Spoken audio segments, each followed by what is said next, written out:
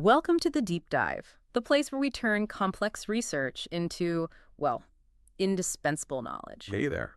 Today, we are unpacking a really powerful idea that kind of shifts our whole focus. We're talking about mindset, but not just as an individual trait. Right, we're moving beyond what's just in your head and into the culture, the collective atmosphere around you. We're really diving into the evolution of the famous mindset theory. I mean, most people know Carol Dweck's work, which sort of defined the two ways we approach challenges. It's foundational. It gave us a language for it. Okay, so let's just quickly set that baseline. Dweck introduced the fixed mindset. That's the belief that your talents, your capabilities, they're all static. You are what you are. You're fundamentally limited. And on the flip side, you have the growth mindset, the belief that potential can be cultivated. You can develop it through effort, through strategy, through just sheer persistence. Yeah, and that theory completely revolutionized education. But the real power, and what we're getting into today, is its application in organizations. And this is where Dweck's student, Mary Murphy, comes in with her book, Cultures of Growth. Exactly. Her big insight was observing just how plastic an individual's mindset can be. You could have an employee with a really strong growth mindset on one team. Super motivated, always learning. Totally. But you place them in a different department, one with a more punitive, blame-focused culture, and their behavior it changes dramatically. So the environment is basically a switch. It just flicks you from one to the other. It is. Which means that the environment and the organizational culture, they have such a powerful influence that we almost have to reevaluate this whole idea of personal willpower. That's a great way to put it. I mean, think about it. Self-discipline is often kind of a false proposition. The people who succeed, they're not necessarily just grinding harder all alone. No. They've usually just managed to put themselves into the right environment. They joined a book club or a cycling team or a really rigorous professional network. Precisely. Mm. So our mission today is really to analyze that cultural mechanism. How do organizational incentives actually create a mindset culture? And crucially, why leaders have to stop trying to just hire growth mindset people. Yes, and instead focus on shaping the environment that actually activates growth in everyone, regardless of where they're starting from. That's so important because what we're really talking about here is the mindset spectrum. It's not black and white. Yeah, not at all. Nobody is 100% fixed or 100% growth. We all have elements of both. And organizations do too. Absolutely. And the culture around you, it determines which side of that spectrum becomes dominant in your day-to-day behavior. So if your environment values say results over process, You immediately shift into a fixed mindset to protect your competence. But if your environment values learning over just being perfect, the growth mindset activates. Yep. Okay, so if that's true, then the central question for any organization isn't how do we filter out people with a fixed mindset when we're hiring, which is what most companies try to do. that's the trap. The much more important question is, how do we shape an environment that encourages everyone, even the highest performers who are terrified of losing their status, to adopt a growth mindset? This applies everywhere, right? At any scale. The family unit is a perfect analogy. As a small organization. Yeah. The parent's mindset, their reaction to a kid getting a bad grade, that directly affects how that kid approaches learning from then on. Oh, absolutely. If the parent yells, "You're just not good at math," you've just culturally activated a fixed mindset in your own home. To really get this, let's put the two culture types side by side. First, you have the genius culture. This one aligns with the fixed mindset. And this kind of culture, it typically praises results and it praises identity. And we see this everywhere. Telling a child, you are so smart, it feels like a good thing, like you're giving them a positive affirmation. It seems harmless. Yeah. But the source material points out this silent, profound danger. Well, once that child is labeled smart, their behavior changes. They will actually start to avoid difficult tasks or challenging projects. Because their only goal is to preserve the appearance of being smart. Exactly. And that is a complete dead end for real growth. Which is why the alternative, the growth culture, it focuses on reinforcing action and behavior. The praise is specific. It's effort-based. Things like, you were so diligent in how you organized those notes, or that strategy you chose for that problem showed real persistence. You're reinforcing the things they can actually repeat and improve, not some static identity that they're now afraid to lose. That's the key. Okay, let's make this really concrete. Simon Sinek shares this story that just perfectly illustrates the contrast. Let's talk about Noah the barista. This is such a great story because it removes the individual as a variable. It's one person, same guy, in two radically different environments. So Sinek runs into Noah working at the Four Seasons Hotel, and Noah loves his job. He is enthusiastic, he's focused, he's genuinely happy to be there. And the question is why? Why? Because it was a textbook growth culture. His colleagues, his leaders, they were constantly focused on the process of support. They'd ask him, "How are you today? Is there anything I can help you with?" So he felt valued for his process, for just being there, not just for making a perfect cup of coffee. Right. But then Sinek finds out that Noah used to work at the Caesars Hotel. And there, he was miserable. He was showing all these classic fixed mindset behaviors. A completely different experience. Totally. At Caesars, the focus was only on the output, on avoiding mistakes. His supervisors would warn him, "Do not mess up. We can't have complaints or your bonus is gone." So his goal shifts. It's no longer about providing great service. No, it becomes about minimizing risk. His whole philosophy in that fixed culture was basically, do nothing wrong. And the synthesis here is, it's undeniable. Noah, the person, is the same. Same guy. Yet he shows a growth mindset in one place and a fixed mindset in the other. It proves that the environment and the incentives within it, that's the critical driver. So if you want a growth-oriented team, you have to be a culture shaper, not just a talent scout. You got it. So if the environment is the driver, how do we actually make these changes? Let's break down the 5 core cultural dimensions that organizations need to manage. Okay, let's start with number 1, cooperation. Right. In a fixed culture, competition is all about treating first place as a zero-sum scarce resource.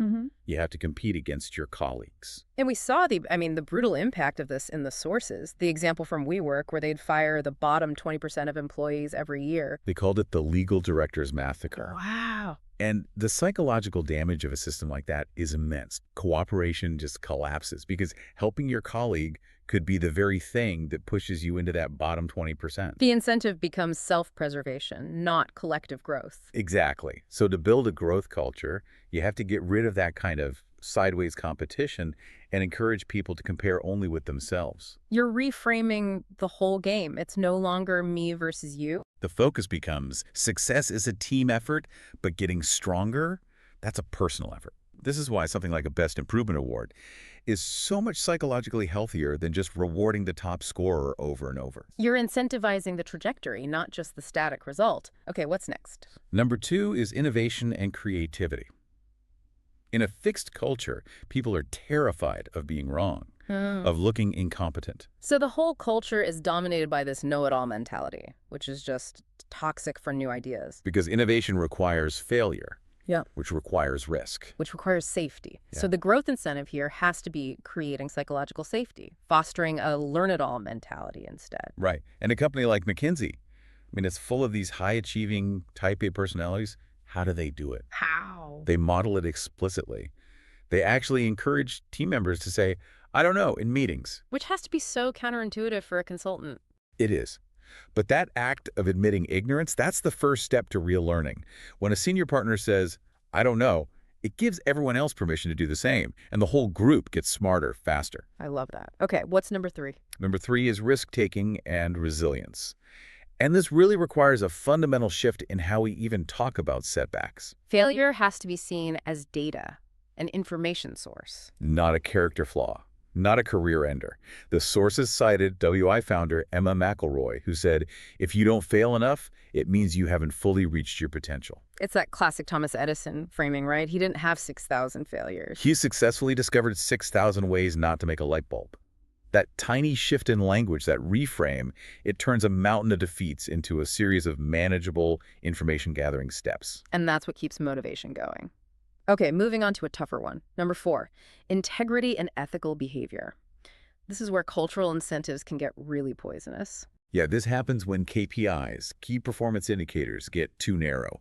They start prioritizing one metric like sales volume over everything else, including ethical behavior. And the whole incentive structure just gets corrupted. The sources gave a really sobering example here, the Volkswagen diesel scandal. Right, 11 million cars fitted with cheating software. How does something like that happen with hundreds of brilliant engineers involved? Well, internal interviews after the fact revealed a deep climate of fear. Employees felt that the pressure to hit sales targets was so intense, so relentless, That telling the truth was a bigger career risk than cheating. a much bigger risk. The fixed culture, with its obsession over appearing flawless and hitting every single target, it effectively dismantled their ethical guardrails. The culture itself was the mechanism of corruption. Chilling.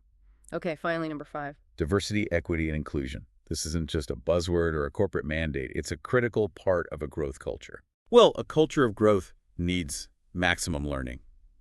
And the more diverse your group is, in terms of race, gender, age, disability, the more perspectives you have at the table to solve a problem. And if certain groups don't feel included, their perspectives get suppressed. And the organization's learning engine just stalls. You can't grow. I mean, you can see this so clearly when you contrast wisdom with vitality. Think about the movie The Intern. Great example. It just beautifully highlighted the value of experience and wisdom that comes with age, working right alongside the vitality and new perspectives of youth. That diversity of viewpoint makes the whole organization stronger. Okay, so that takes us from the big organizational picture down to the micro level. The day-to-day interactions that actually build or break a growth mindset. Let's talk about 4 really actionable ways we can change our immediate environment. What's the first one? The first is altering the evaluation context. This is all about changing the motivation behind why you're doing something. Okay. The key shift is moving from trying to please others to trying to give a gift. Explain that. When you're trying to please someone, a boss, a client, you feel a ton of anxiety because you ultimately can't control their subjective opinion of you. Right. It's out of your hands. But when you reframe your work as giving a gift, Yeah. something you control, that you offer generously, the act itself becomes more joyful and, frankly, less vulnerable to their judgment. And that connects to feedback, too. The sources say instead of delivering judgment, you should share your own struggles first. Say something like, I ran into this difficulty, too. It turns criticism into a collaborative problem-solving session instead of an attack. Okay, what's the second intervention? Managing the high-intensity context. This is about making sure the challenge is just right. It's that Goldilocks zone of growth. Exactly. The required effort has to align closely enough with someone's current ability. If the task seems completely unattainable, if that gap is just too big. People just give up. They think, why even bother? Growth needs those challenging but manageable steps. Right. Third is about critical feedback. If we want to reinforce actions, the feedback has to be incredibly precise and focused on what to do next. We have to move away from that vague, lazy criticism. Things like, your attitude is bad, or even vague praise like, that presentation was good. That's not helpful. Be prescriptive. If you want to stop a negative action, specify the desired positive action. Instead of don't eat on the couch. Say, let's eat at the table. Perfect. And with praise, make it specific enough that they know what to repeat. Not just, good job, but that conclusion slide you put at the beginning was so clear, it helped me follow the entire structure. Now they know exactly what worked. Okay, and the final micro-intervention. This is a big one. It's how we manage the view of others' success. We have to reduce the toxic effects of comparison. Because comparison, whether it's seeing everyone's salary or class rankings, it creates immediate pressure. And it forces you straight into a fixed mindset because you're just focused on your external rank, not your internal growth. The sources had a great point about how comparison just steals happiness. You could be totally happy with a $5,000 raise. Thrilled. Growth-minded. Until you hear your colleague got $6,000, and suddenly your joy is just gone, replaced by resentment. That's the zero-sum mindset right there. Organizations have to encourage a focus on individual progress, on getting stronger yourself, not on who's ahead of you. The goal has to be personal growth, not external validation. Because that external validation is so fragile. And it stifles real learning. So we've gone from Dweck's individual mindsets to Murphy's focus on organizational culture. We've seen the power of incentives through Noah the barista. We've dissected those 5 cultural dimensions and offered 4 concrete ways to adjust the environment around us. Yeah, to sort of wrap it all up, the core concept is this. Mindset is not some internal, unchangeable personality trait. It's a behavioral response to the world around you. To external stimuli. Exactly. By setting up good mindset incentives, you create a virtuous cycle. That reinforces a growth culture, which in turn supports individuals in developing a growth mindset. And that is what leads to sustained health and performance for any organization. And since every single one of us is part of an organization, whether it's a huge company, a small team, or even just your family, you have the power to influence the cultural atmosphere and the incentives immediately around you. That's the takeaway. So, if a growth mindset is activated by praising effort and process over innate ability, what is one specific effort based behavior you can praise in someone today to start shifting your own local environment toward a culture of sustained growth? That's something we're thinking about.